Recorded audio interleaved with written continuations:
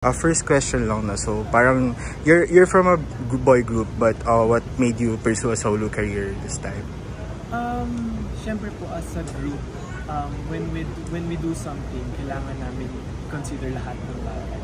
So, naisip ko rin po na since kaya naman ng time and hindi naman ako aalis sa SB19 may time. So, ayun po, tinry ko na ano naman yung kakalabasan pag from me lang, without the ideas of the other members yung gagawin ko. So, ito po yung kakalabasan. And add ko lang din na, syempre, na-inspire din ako sa ibang members na nakakapag-solo project. So, ayun. Ask ko lang, tama ba yung Sunday Morning is a cover of... Yes.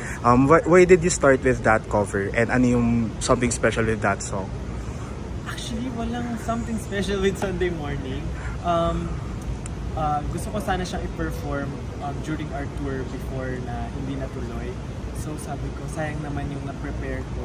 So why not create a cover video na lang din and i-record yung kanta. So ayun, nilabas namin yung Sunday Morning before Surreal para rin to test waters. With that, no, let's talk about your new single, Surreal.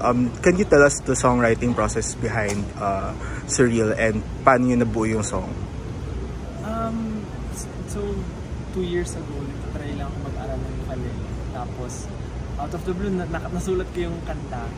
So, ayun, actually, sulat ko siya, tapos hindi pa, buo na siya, pero hindi pa ganun ka-perfect. So, I asked sila Pablo and yung brother niya to help me fix the song. So, nilungan na akong gumawa ng instrumental, and ayun, kinalabasan. Ask ko lang, ano pala yung magiging genre nung Surreal and bakit ito yung napili mong genre to pursue for your... Basically, yung Surreal is like a pop song lang din. Pero medyo mas mabagal siya, or yung feeling niya mas mabagal. First, siguro kasi dito ako nag-grow sa pop as SB19. Yun lang din yung background ko in terms of music.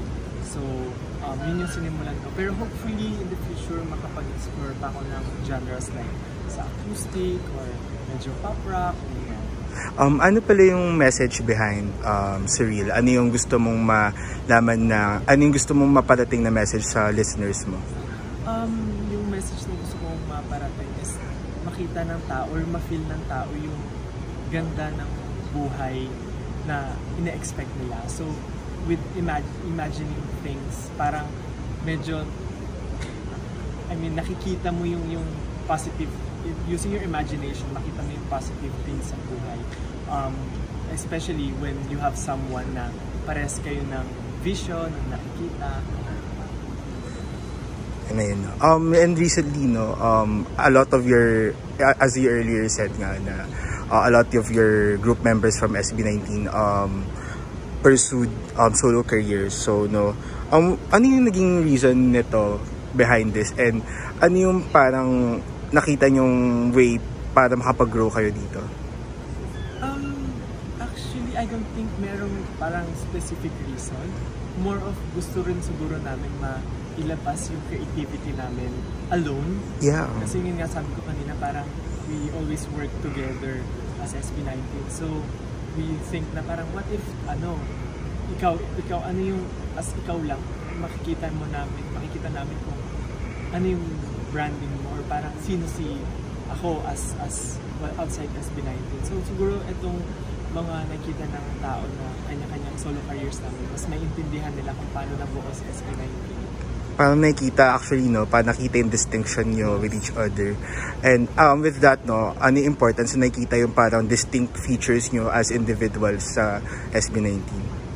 Siguro dun din mas madadagdagan yung parang story ni SB19 na hindi lang kami basta SB19.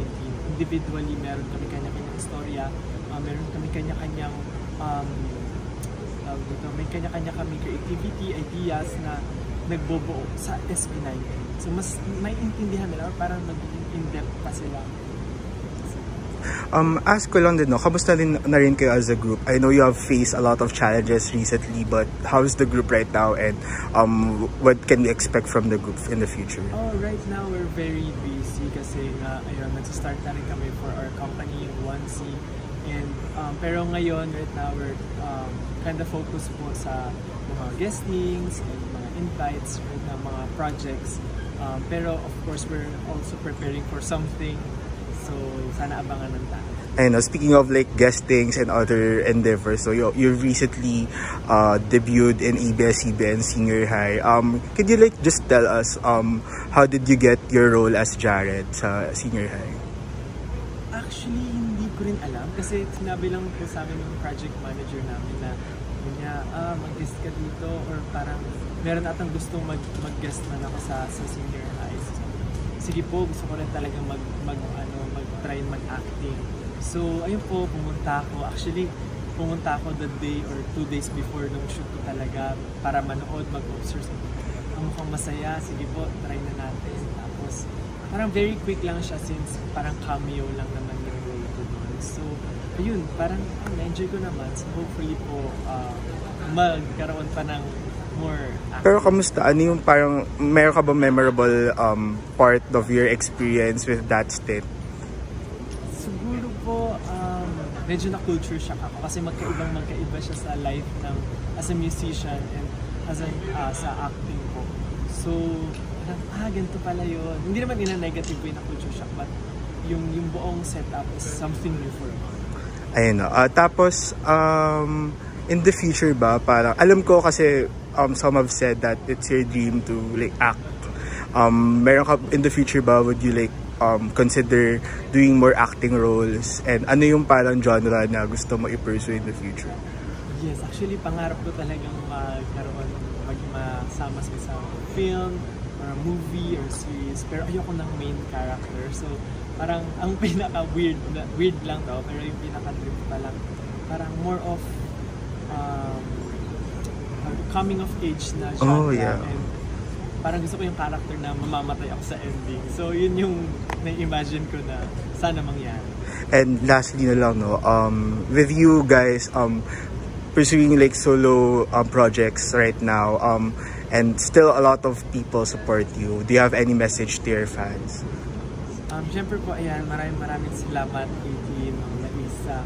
Walang sawang pagsuporta, even sa mga maliliit na bagay na nangyayari about us. Lagi kayong updated, lagi kayong nandyan. So, thank you so much. Itong mga ginagawa po namin ay para sa inyo. So, sana po, gustuhan nyo and enjoy.